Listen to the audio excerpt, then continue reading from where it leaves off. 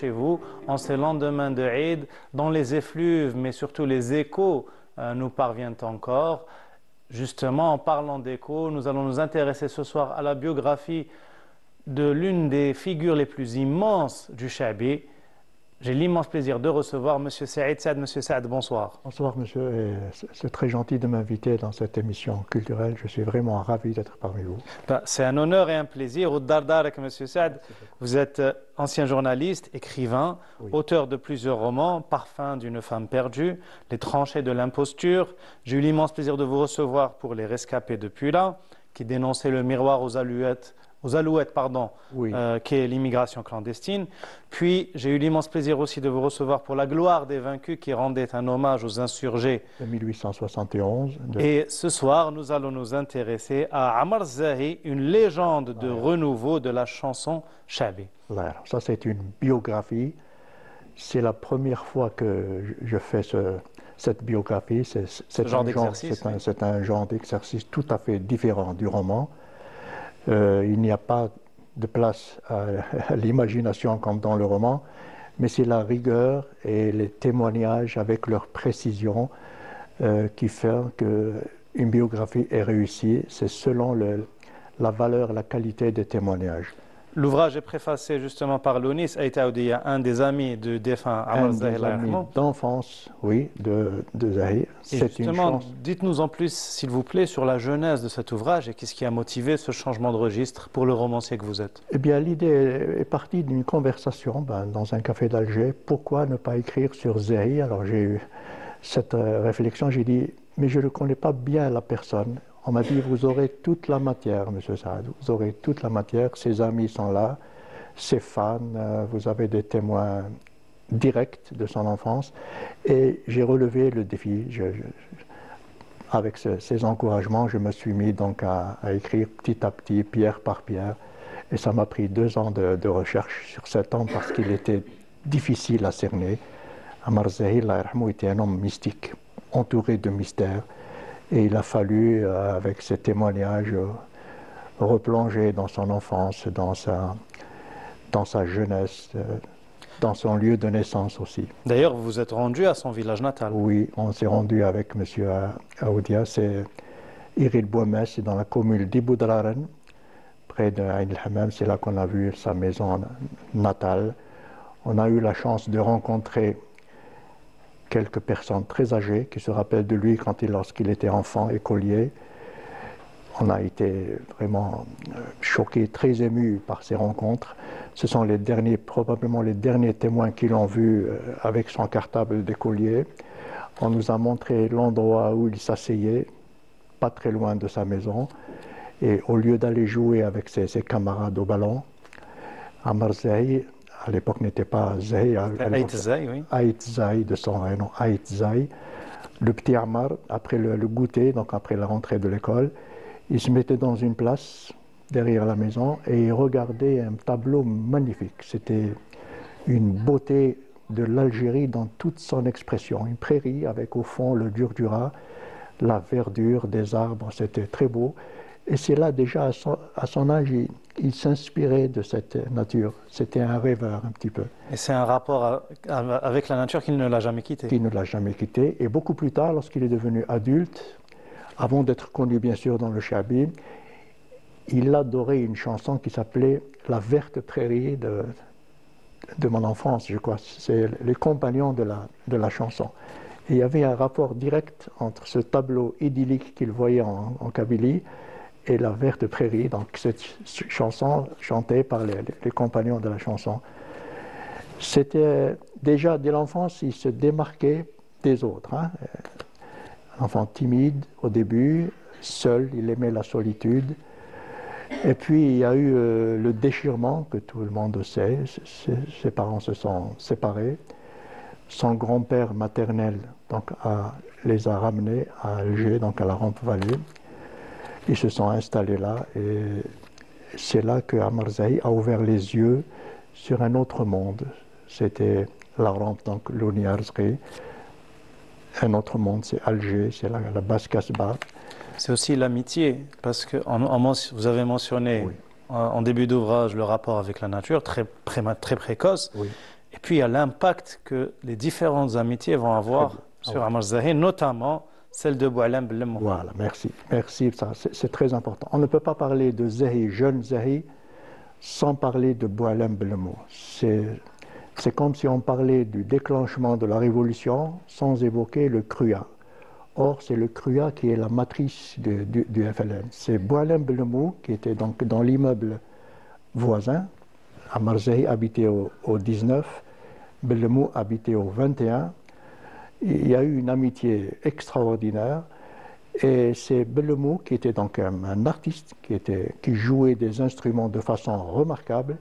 C'est lui qui lui prêtait soit un harmonica, soit une flûte, un peu plus tard la guitare. Et c'est grâce à Bellemou que Zahi a touché, s'est approché des instruments et commencé à gratter de la guitare. Et puis, l'oncle de Zahi, l'oncle maternel de Zahi, donc c'est un Issad, était journaliste à la radio. Et chaque fois qu'il y avait un disque qui sortait sur le marché, eh bien, il écoutait la chanson avec, dans la chambre, le petit Ammar de 14-15 ans et son ami aussi intime, Lounis Aït Aoudia. Ce sont des amis, un trio d'enfance. Ils écoutaient ensemble ces chansons et parfois quand ils sortaient, Ammar imitait ces vedettes, ces stars de la chanson française de l'époque, parce qu'il faut dire aussi, beaucoup de gens ne le savent pas, Ammar a évolué dans un milieu francophone. Hein, et il imitait soit Tino Rossi, soit Charles Aznavour, soit Dalida, mais d'une façon extraordinaire. D'ailleurs, si vous permettez, votre préfacier, celui qui a aussi fourni beaucoup de matière à votre ouvrage, Lounis Aït Aoudia dit « Celui qui n'a pas écouté Zahi chanter Aznavour n'a pas connu réellement Zahi ».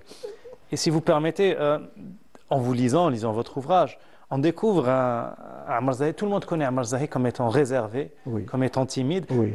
Les témoignages sont un peu contradictoires. Oui. En ce qui concerne Lounis Aït Aoudia, celui-ci il décrit un Zahi facétieux, doté d'un grand sens de l'humour, et il dit, avec la célébrité, Zahi devint plus réservé, plus retranché et prudent. C'est exactement ça, C'était un bout en train. C'était l'homme qui plaisantait, qui donnait des surnoms à ses camarades, qui allait à la mer, qui nageait, qui plaisantait, qui imitait les chanteurs, qui était là, qui mettait de l'ambiance dans le groupe, qui prenait sa guitare, qui mettait de l'ambiance extraordinaire dans ce groupe. Il lui arrivait par exemple, les gens discutent, vous savez, une ambiance de jeunesse, et il leur disait « strira, trira, trira » avec ce geste théâtral. Tout le monde se tait et il commence « Il faut savoir quitter la table » et ils étaient ébahis, étonnés par cette voix, cette tendresse, la profondeur de cette voix.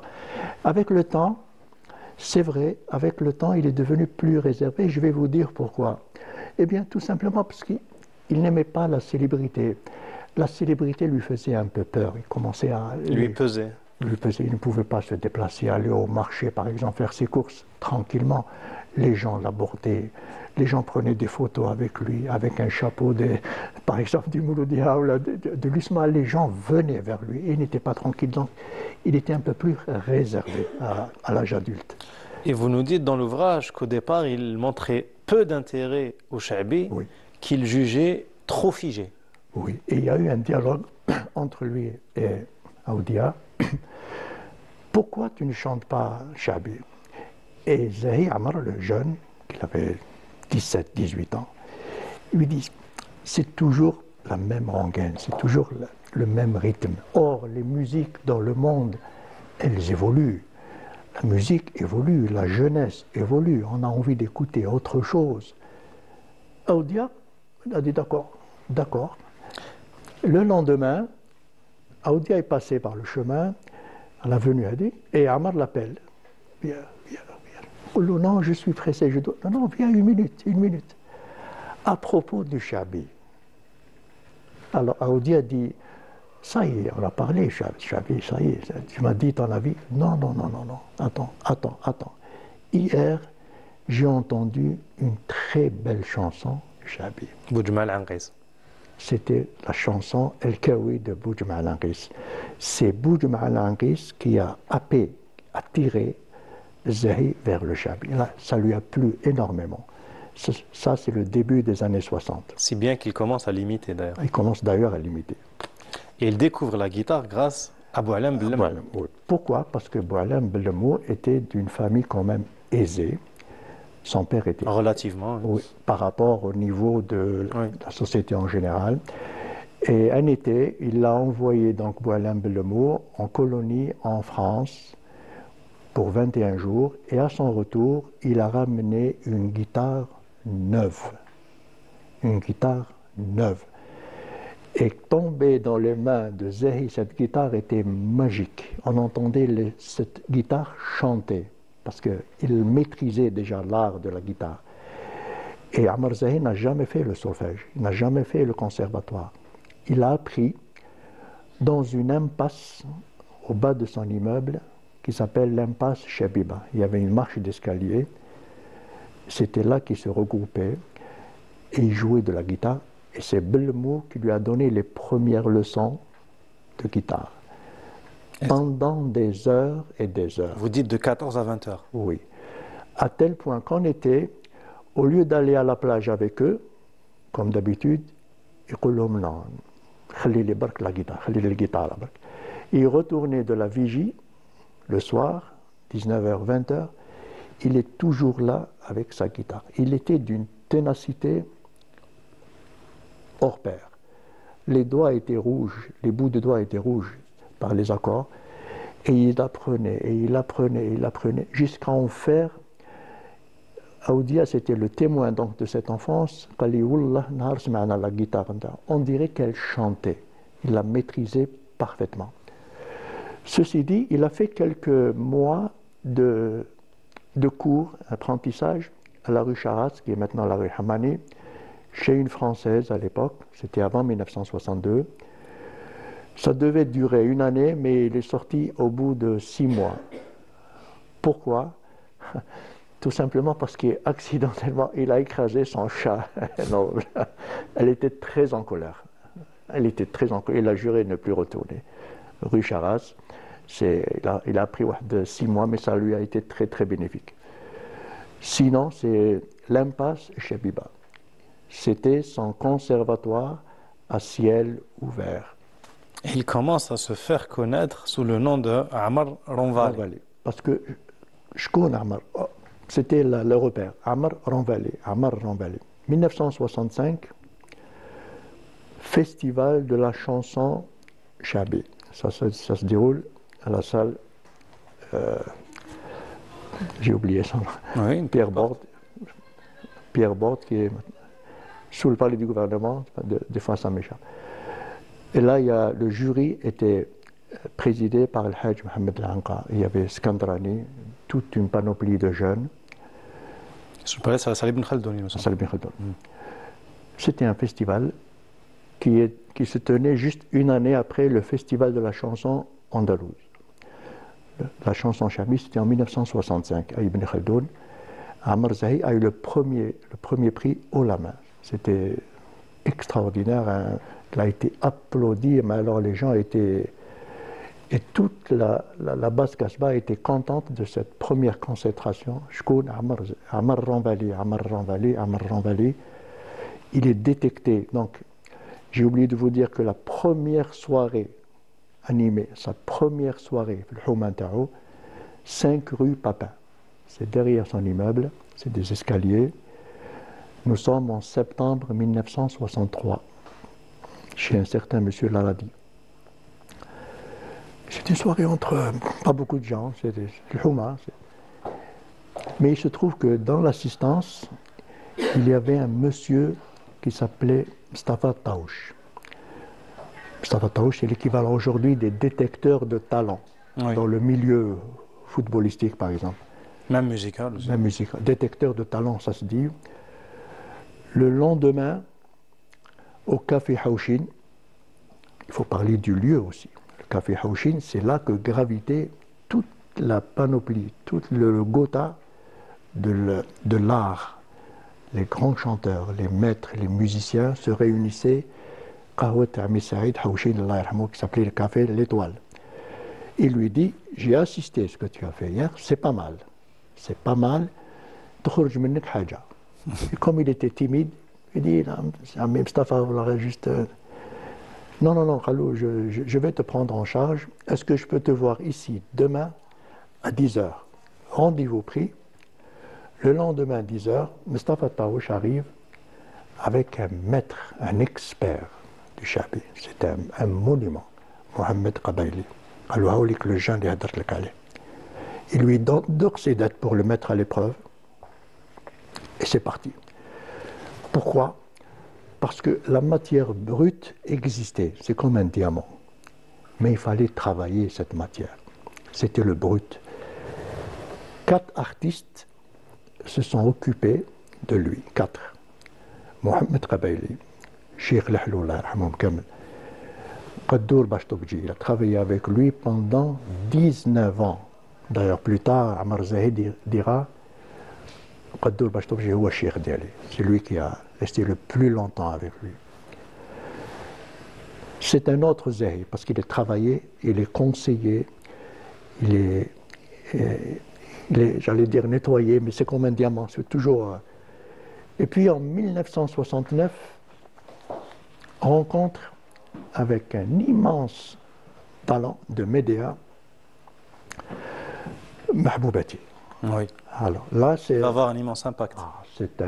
Il a changé complètement la donne.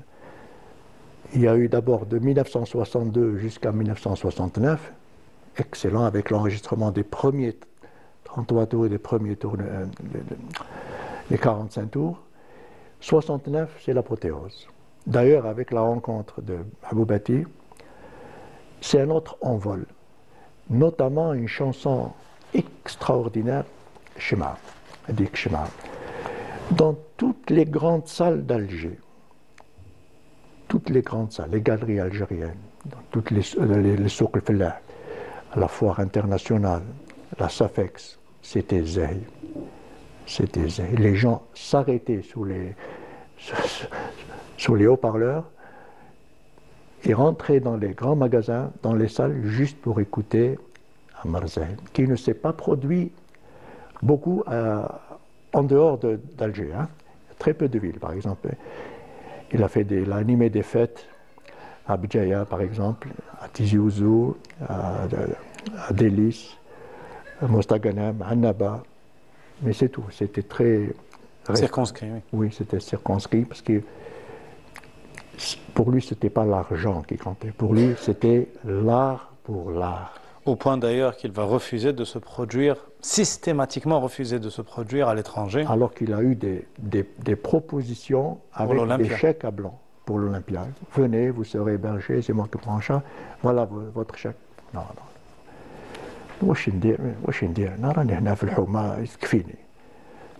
Je vais vous dire une chose aussi. Lorsque j'ai fait mes premières recherches, on m'a dit des révélations, je suis resté bouche bée. Tous les jeunes de son quartier, qui sont maintenant âgés, hein, il a animé toutes les fêtes de leur mariage, gratuitement. Kamel. Toute la grande vallée. Louni Arzri. Kamel les jeunes, Houakhdem les Arzi. Et parfois... Il a jeté de sa poche. Non, non, non. Il fait le mariage de son ami et le baptême plus tard, des années plus tard, de ses enfants. Oui. Sans toucher un centime. Et parfois aussi, vous racontez des anecdotes quand, par exemple, une femme se présente. Oui. Alors, c'est une femme qui vient, elle est timide. On me l'a raconté de façon telle que j'ai vécu ce moment. Elle n'ose pas s'approcher. Ou il remarque une dame qui veut lui parler, il envoie son ami.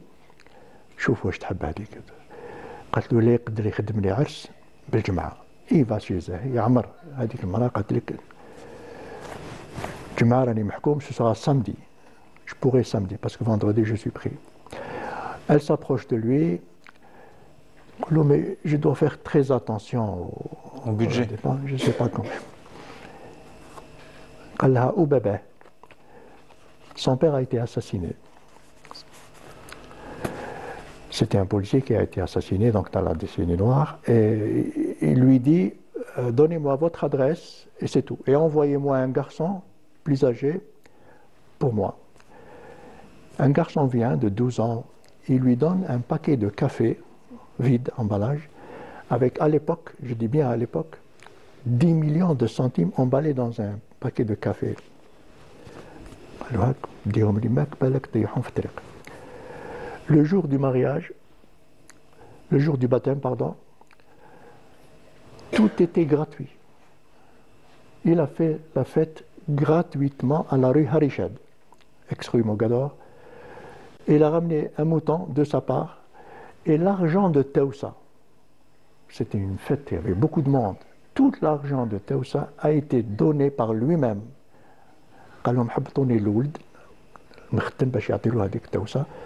C'était quelque chose d'inimaginable. Inimaginable, cette générosité sans faille. Pourquoi? Parce que lui, je l'ai dit tout à l'heure, c'est l'art pour l'art. Tout ce qui est argent, chèque, revenu, intérêt, ça ne l'intéresse pas. Lui, il a son mandole, il a son plaisir de jouer. C'est l'art aussi pour la communion avec les autres. Et voilà, j'allais justement enchaîner. Et c'était aussi le plaisir de voir ces jeunes applaudir.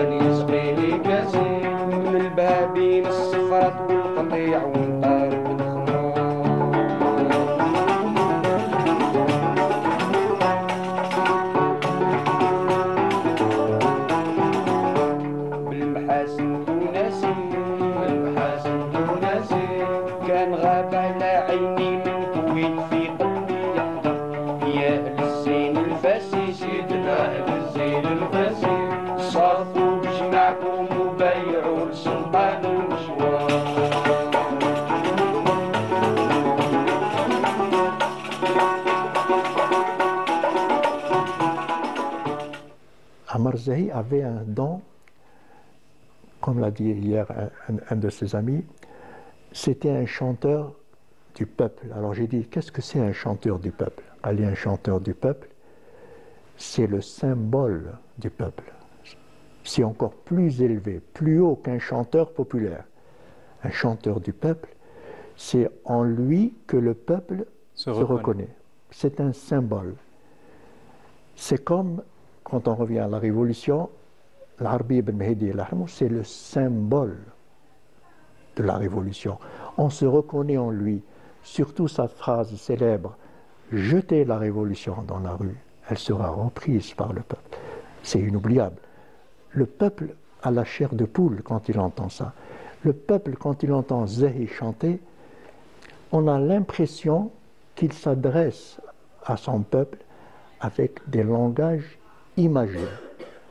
Et j'enchaîne avec ce que m'a dit Naguib, son bras droit inimitable, qu'il a côtoyé pendant 10 ans. Ali Choufi Akhi, Choufi Oulidi. Zahi, c'est le musicien, le chanteur le plus difficile à jouer. Lui et Dahmal Harachi. Pourquoi? Tout simplement parce qu'ils avaient l'art de l'improvisation.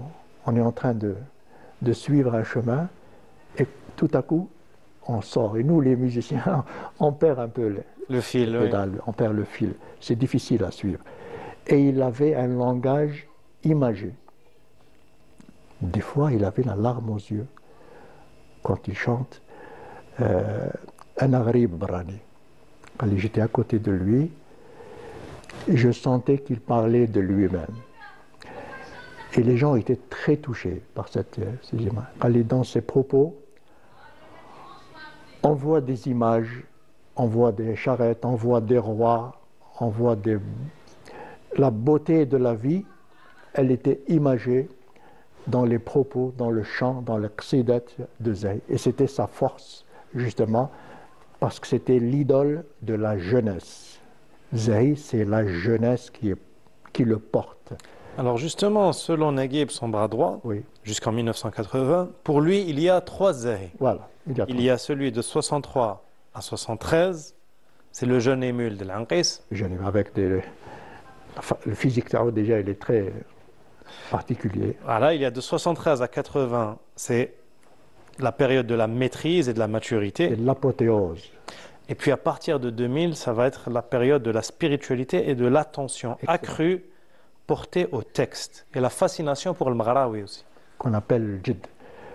À la fin de sa vie, il a totalement changé. Ce n'est plus le Zahi qu'on rencontre. Donc il y a eu la deuxième période, c'est l'apothéose. Il a plané sur la musique shabi au niveau national. Et puis, à partir de 2000-2002, c'est le rapprochement vers Dieu, c'est le rapprochement de Dieu, c'est la méditation, c'est l'isolement. Il se mettait dans un coin au jardin. Jardin Marengo. Oui, en face de chez lui. Et il restait là pendant, je dis bien, des heures. Parfois, Firmdan, sous le soleil. Sous un soleil accablant. Il restait là. Un de ses voisins, Jazmora, il lui a fait ça. Ah, Amar. Ah, alash, alash. Il n'a pas apprécié. Comme s'il avait réveillé. Quand le bon met toi là-bas, je vais venir. C'est une profonde méditation. On a l'impression qu'il parlait aux arbres, au ciel, aux oiseaux, à la mer.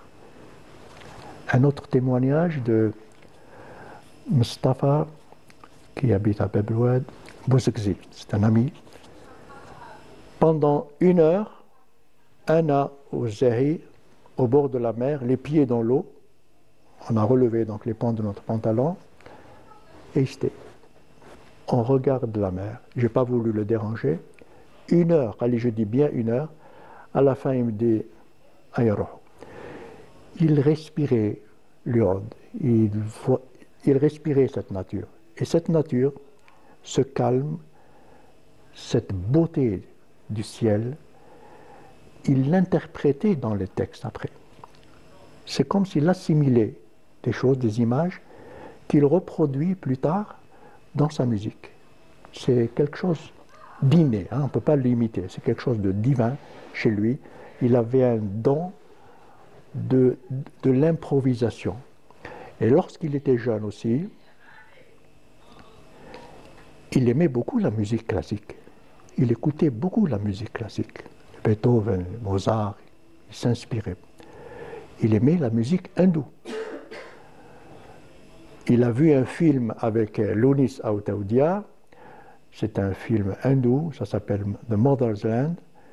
Half, il pleurait. Et il lui a dit, Lounis, la musique n'a pas de frontières, elle est universelle. C'était une mélodie, c'est-à-dire qu'il avait subjugué. Il aimait aussi Manitas de Plata, le guitariste espagnol très célèbre. C'était toute cette variété qu'il condensait et qu'il mettait comme des greffes qu'on met dans l'arbre de Chabi. Et c'est grâce à Zahi que l'arbre de Chabi s'est régénéré, a resplendi, est devenu un autre arbre avec d'autres couleurs, avec une harmonie exceptionnelle qui n'était pas dans l'heure. Oui, grâce à ses audaces dans le... Oui, grâce à ses... Il osait et il osait. Et en osant, il a transformé le Chabi. Donc, certains parlent de zahisme. Ils disent que ce n'est plus du Chabi, c'est un mode zahisme. C'est comme ça qu'ils le voient dans leur conception. On a parlé de sa générosité et les anecdotes ne manquent pas. Chacun en a une. J'en ai récolté des dizaines d'anecdotes. L'une des anecdotes qui m'a le plus marqué, c'est un jour, il y a un jeune qui avait rendez-vous avec lui, donc je l'attendais en face de chez lui. Il y avait une pluie torrentielle ce jour-là. Ça pleuvait à verse. Je l'ai vu descendre. Lui, il ne m'a pas vu, moi j'étais assez loin. Je l'ai vu descendre. Il s'abritait sous le porche donc, de l'immeuble. Avec, vous imaginez la pluie. Il y a un mendiant qui s'approche de lui et il lui fait ça. Il lui tend la main. Ammar sort de sa poche probablement un billet. Il le met dans sa main. Et ce qu'il va faire après, c'est extraordinaire. Il va enlever son manteau pour couvrir ce pauvre mendiant qui n'en revenait pas. Et il est remonté chez lui pour endosser un autre blouson. Ça dépasse le cadre de la charité. On rentre dans le dépouillement. On rentre dans le respect profond de la dignité humaine. C'est ça le partage, le vivre ensemble. Un autre exemple, des anecdotes. À l'approche de Ramadan, à peu près une semaine avant Ramadan, je ne sais pas si je dois le dire parce qu'il y a des choses qu'on m'a racontées. S'il vous plaît, vous les gardez pour vous. Mais dans ce cas-là, je vous dirai celle-là et ce sera la dernière. À l'approche de Ramadan, il prenait des enveloppes, une trentaine, parfois une quarantaine d'enveloppes, et il mettait de l'argent. Après, il fermait. Il allait au bas de l'immeuble. Il y avait une épicerie. C'était une alimentation générale qu'il le connaît parfaitement. Il lui remet donc ce paquet d'enveloppes avec les personnes désignées, les plus pauvres, les plus démunis de la Ramballée et de Babloued, qui viennent s'approvisionner avec le hanout. Et lui, il prenait sa caisse, un cajot, et il restait toujours devant cette alimentation. Alors les gens venaient acheter. Et il entendait « Ah, al-hajj, asna al-hajj, haki al-hajj ». Et elles étaient ravies, ces personnes, d'avoir un subside comme ça pour Ramadan. Elles ne savaient pas que c'était Zahi le donateur. Mais ça, c'est extraordinaire. J'ai beaucoup apprécié ça. Je l'ai dit tout à l'heure, ce n'est plus de la charité, c'est le vivre ensemble, c'est le respect des gens, le respect de la dignité, comme je l'ai dit tout à l'heure. Plus impressionnant encore, certes, il est généreux de son argent, mais plus encore, il est généreux de son temps, puisque vous recueillez le témoignage de Nasser Jabbar. Très bien. Nasser Jabbar, c'est un ami, il habite à Alger, avant il était à Béjaïa. C'était un féru de Zahi. Un féru. Ali, je n'ai jamais aimé un artiste qui m'a Zahi. Quand il était jeune, il avait 18 ans, 20 ans, il a osé faire un voyage, parce qu'il savait le café de Zahi, c'est le café Haouchin. Quand je vais là-bas, je vais essayer de l'aborder. Jeune, vous imaginez un jeune qui prend le train ou le car, il arrive à Alger, il monte vers son domicile, il va au café, il n'y avait personne, il commande un café, il regarde. À un moment donné, il dit « Cheikh, salam alaikum, salam ». Il va au comptoir, il commande son نص دايما نص. Et il regarde, la salle est vide à part le jeune là. Il m'a dit, il était tellement impressionnant, j'ai pas pu l'aborder. J'étais trop timide. Mais l'occasion était là, il était à proximité. Qu'est-ce que j'aurais pu bien lui dire? De m'apprendre à jouer la guitare, mais c'est ridicule. Il n'a pas osé. Quelques 20 minutes après, Cheikh sort du café, il repart chez lui. Et le jeune Djebar le suit. Il le suit comme ça dans la rue. Au moment où il rentrait chez lui, il le suit donc dans la cage d'escalier et lui dit « Ya Cheikh, Tqiqa ». Il regarde, oui. Qalou, je vous admire beaucoup, Ya Cheikh. Qalou Moulou Abik, je vous admire beaucoup. Depuis, si tu peux m'accorder un petit entretien, juste. وهذا كي المونتي ديجا قالوا انت اللي كنت في القهوه قالوا علاش ما جيتليش قالوا حشمت منك قالوا ولي القهوه اني جاي il est retourné au café il attendait 20 une demi-heure après Cheikh descend قعد معاه قالوا je voudrais apprendre je voudrais que vous me donniez des conseils comment prendre un banjo comment chanter قالوا حبيت تغني كيف هذا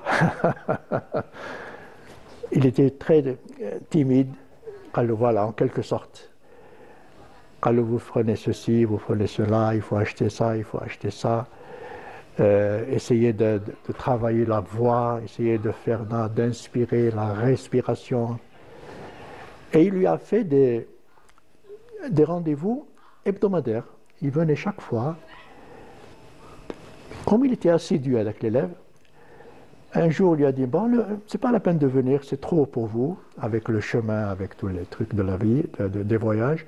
Je vais vous faire des cassettes, je vais vous enregistrer des cassettes. Vous n'aurez qu'à les écouter. Et aujourd'hui, Cheikh Djebar, c'est un artiste.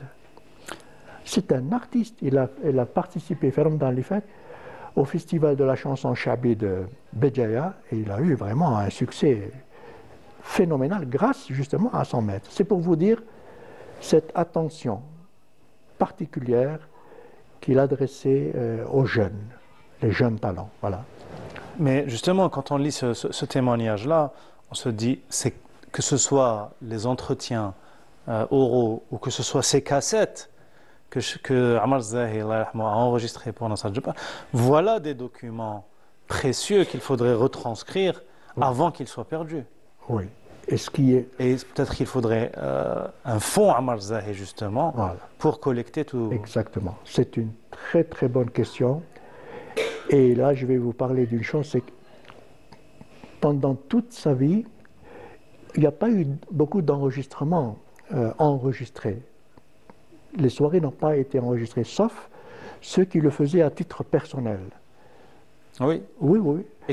Et qui revendaient d'ailleurs ces enregistrements. Certains le revendaient, mais parfois ils gardaient pour eux. Mais les Zahi ne s'en formalisaient pas. Mais pourquoi? C'est une richesse, c'est énorme. Il était partout, il était à Zrara, il était à Delis, il était à Al-Quli'a, il était à Blida. Les gens enregistraient pour eux-mêmes. C'est ça, des bobines. Oui. Pourquoi ne pas les enregistrer à Londres? Parce que c'est en voie de disparition, on ne les trouve plus. D'autant plus qu'il n'a pas donné... l'enseignement du cheikh pour Nassar Djebar, là c'est un document encore plus précieux. Oui, et il me dit, je garde la méthode Zahi, si on peut dire. C'est le zahisme, oui, c'est le zahisme. C'est pour vous dire ce rapprochement du peuple, des gens simples, comme vous et moi, des gens qui veulent apprendre, des gens qui veulent prendre une photo avec lui, des gens qui veulent s'asseoir avec lui. J'ai assisté à une scène où des supporters de l'USMA, avec un grand chapeau d'Al-USMA, Yachir, il a accepté de prendre le chapeau d'Al-USMA, de faire la coulade, de prendre la photo. Ils étaient émerveillés, ces jeunes. Mais à la fin de sa vie, son désir de rester seul ne s'accommodait plus avec ses sollicitations. Il voulait se réfugier. On va y arriver, mais avant, si vous permettez, on va voir déjà en 2002 cette une preuve éclatante de cette popularité. Lorsqu'il sera hospitalisé, ses proches vont faire en sorte que la nouvelle ne s'ébruite pas, mais peine perdue. Ammar Zahi est à l'hôpital et l'hôpital est assiégé par les admirateurs de Zahi qui sont venus aux nouvelles. Et pourtant, tout a été fait pour que ce soit secret. Mais ce n'est pas possible. L'hôpital a été assiégé. Les autorités, donc l'administration, a dit pas possible. Il est dans un coma, il ne peut pas recevoir personne, c'est inutile, il ne faut pas insister. Ce qu'il a eu, et c'est grave, il a eu 4,8 grammes de taux de sucre dans le sang, il est dans un état comateux, personne ne peut le voir, personne. Et pourtant, les gens, ils allaient là-bas, en voiture, c'était une sorte de la recherche de quelques nouvelles, mais c'était difficile. Hein. Mais le fait de se voir, déjà, c'était une popularité extraordinaire.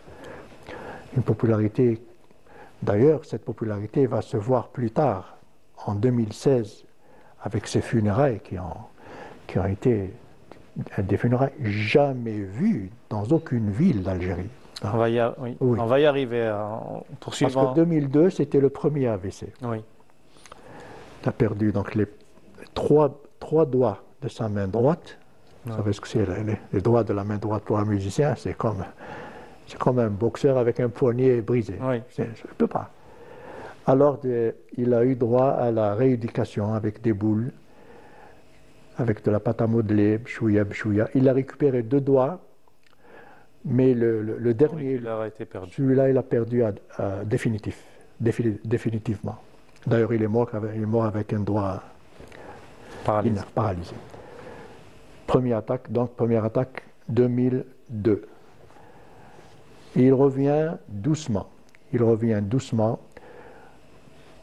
Ombad, une belle phrase de Zahir, Fidjinel Marango avec son ami Kakou, et lui dit, il se sentait à l'aise, hein, il se sentait guéri. C'était le mois de mai. Il voulait travailler. Ça le démangeait, il voulait travailler. Et il a fait, hein, donc la première sortie après l'hospitalisation, à Scala, dans mon quartier, quelque chose d'inimaginable. C'était grandiose. C'était le retrouvaille avec son public. Et moi qui habite Scala, j'habite donc à 100 mètres peut-être de la maison où il y a eu donc cette soirée. Il y avait des moments de silence et puis un éclatement de joie. Parce qu'il les maîtrisait. Il avait le sens de la mesure. Des fois, on avait l'impression qu'il se taisait, et puis c'est comme un volcan. Les gens applaudissaient, ils n'en revenaient pas. C'était une très très belle soirée à la Scala, donc en 2003. Puis, graduellement, il s'améliorait, c'était des fêtes, jusqu'à la deuxième attaque. On va y arriver. Cependant, si vous permettez, on va opérer un petit intermède, toujours littéraire, puisque c'est le moment de notre livre de chevet, qu'on va retrouver comme d'habitude après le jingle. À tout de suite.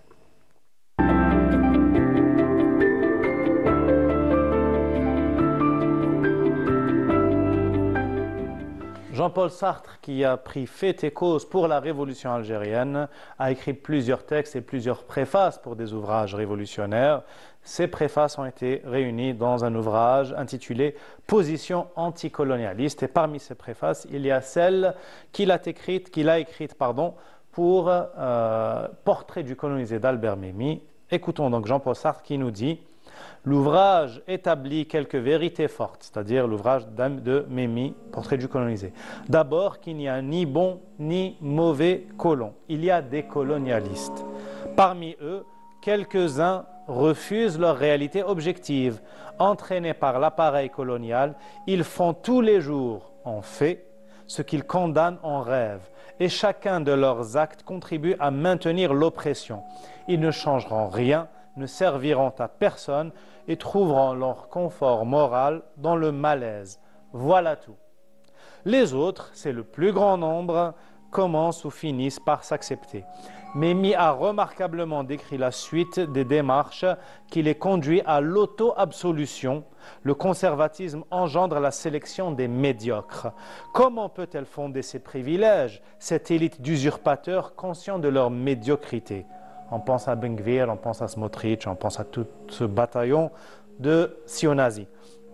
Un seul moyen, abaisser le colonisé pour se grandir, le traiter d'animal, etc. Refuser la qualité d'homme aux indigènes, les définir comme de simples privations. Cela ne sera pas difficile puisque justement le système les prive de tout. La pratique colonialiste a gravé l'idée coloniale dans les choses mêmes. C'est le mouvement des choses qui désigne à la fois le colon et le colonisé. Jean-Paul Sartre préface à Portrait du colonisé d'Albert Memmi, préface qui a été réunie dans ce recueil, Position anticolonialiste, préfacée d'ailleurs par Fatima Beljord. Et je reviens vers notre invité Saïd Saad et son ouvrage Amar Zahi, une légende de renouveau de la chanson chabi. Nous approchons de la fin de notre entretien, nous approchons aussi de la fin de la chronologie justement de votre ouvrage, dont on n'a évidemment pris que quelques faits saillants. Et donc, Zahi revient, mais hélas, l'âge, la santé, les séquelles du premier AVC. Oui, l'âge, les séquelles du premier AVC. Il va faire un deuxième AVC donc, en 2013. Celui-là, il est plus dur. Il a été hospitalisé à la clinique des Glycines. Il ressort vraiment faible, amoindri. C'est ce que je dirais le début de la fin. Il recherche la solitude. Il recherche la solitude. Ce n'est plus le Zahi gai, jovial, qui festoie avec ses amis. Ce n'est plus ça. C'est l'homme qui veut sa tranquillité. Alors, il descendait tous les jours, à 10 heures, au marché Nelson, donc à Bab el-Oued. Il a son ami intime, qui est M. Mimouni Abderzak. C'est un serrurier, une petite boutique à l'intérieur du marché. Et Amar prenait un tabouret et il s'asseyait avec lui. Mais il a remarqué que les gens quand même venaient. Il y avait toujours des gens qui venaient vers cette boutique. Et comme il était très intelligent, il lui a dit à Merzak, je ne pourrai plus venir ici, c'est très gentil à toi. Pourquoi? Parce que ça dérange ton commerce. Par exemple, une femme qui veut faire une clé, chauffe un attroupement, elle ne peut pas rentrer. Bien sûr. Et comme il est intelligent, très poli et bien éduqué, par décence, il ne descendait plus là-bas. Alors, il est allé chez un autre voisin, plus haut, la rampe donc l'Ouniarsky, c'est un kiosque. Un certain monsieur Jafar, avec qui j'ai parlé, il est très très gentil. Quand lui, au fond de mon, c'est petit, hein, au fond de mon kiosque, j'ai réservé une petite arrière-boutique pour lui, avec un rideau. Il venait tous les jours. Et dès qu'il descend de chez lui, il traverse la rue, il fait à peu près 100 mètres, il rentre et il a son espace privé. Je l'ai fait pour lui. Et j'envoyais des garçons, des petits garçons, acheter 2 journaux qu'il aimait beaucoup. Wahad sportif, un journal sportif, compétition. C'était un fervent supporter du Mouloudia d'Alger, mais il ne le disait pas. Tu sais pourquoi il ne le disait pas? C'est pour ne pas froisser les gens. Hein. C'est un homme public. Oui. Ce n'est pas comme vous et moi. Quand on supporte le Mouloudia, on le supporte. Lui, il ne peut pas faire ça. Donc, compétition et le journal Louatan. Parce qu'il avait un bon niveau aussi. Hein. Certes. Ah, oui, il avait un bon niveau intellectuel. Il lisait couramment. Alors, il est dans la salle, et puis il repartait chez lui, à midi. Il revenait le soir, et là, il le prenait en voiture, parce qu'il aimait les sorties. Ils allaient jusqu'à, par exemple, Bouharon, des fois ils vont jusqu'à Bouchaoui, des fois ils poussent jusqu'à Tipaza. Et là, c'est le vieillard qui est toujours attaché à la nature. Il regardait la mer, il regardait le ciel, il regardait la beauté de son pays. Il prenait des fruits en chemin. Des fois, ils achetaient des poissons. Puis Bouharoun, regardez la particularité, il n'a jamais changé. Il achetait des poissons, des petits sachets, et il appelait les enfants Arwah, ak Dieldar. C'était des cadeaux qu'il faisait à la société. Parce qu'on a l'impression que Zahi a vécu pour faire plaisir aux autres. Des petits sachets de il faisait des cadeaux autour de lui et remontait en voiture et repart à la maison. C'est quelque chose d'inné chez lui. J'ai l'impression qu'il n'a pas vécu pour lui, il a vécu pour les autres. Jusqu'en 2014, la dernière soirée de Ammar Zahi, c'était à Palm Beach.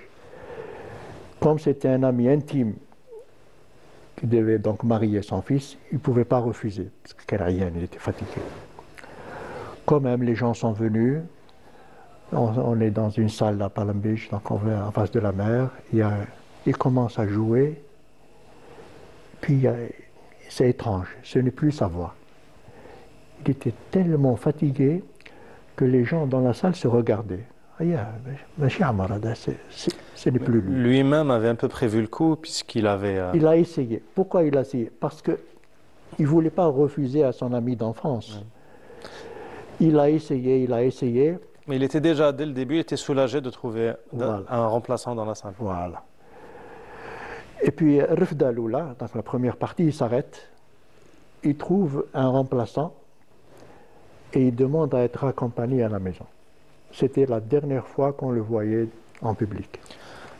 Et puis vous nous racontez le soir de sa mort, vous nous emmenez vraiment grâce au témoignage de son ami. Abdelkader, qui était avec moi à l'APS, c'était un travailleur de l'APS. C'était le voisin, pas de palier, mais il habitait au-dessous, au troisième, Zahi, quatrième étage. Il m'a dit j'étais là et puis j'ai entendu un vacarme dans la cage d'escalier, les femmes descendent, elles remontent, certains crient, je suis monté, j'ai vu ma fille dans l'escalier, Amar. J'ai compris qu'il était malade, je suis monté et là je le trouve allongé, c'était le 30 novembre 2016, à partir d'environ 15h, 15h30. Il y avait des femmes qui étaient là. Je l'ai vu encore respirer et puis son visage est tombé. Sa mort a été douce, comme un bébé qui s'endort dans les bras de sa mère. Il a rendu là son dernier souffle. Et puis, on était dans un état exceptionnellement triste. Les gens commençaient à... Il y avait des gens qui étaient venus lui rendre visite ce jour-là, ça correspondait avec sa mort. Eh bien, c'était malheureux. C'était le 30 novembre 2016. Il a annoncé donc la nouvelle à l'APS. Et une heure après, c'est une marée humaine. Un raz de marée à la Basse Casbah. Un raz de marée. C'était incroyable, inimaginable.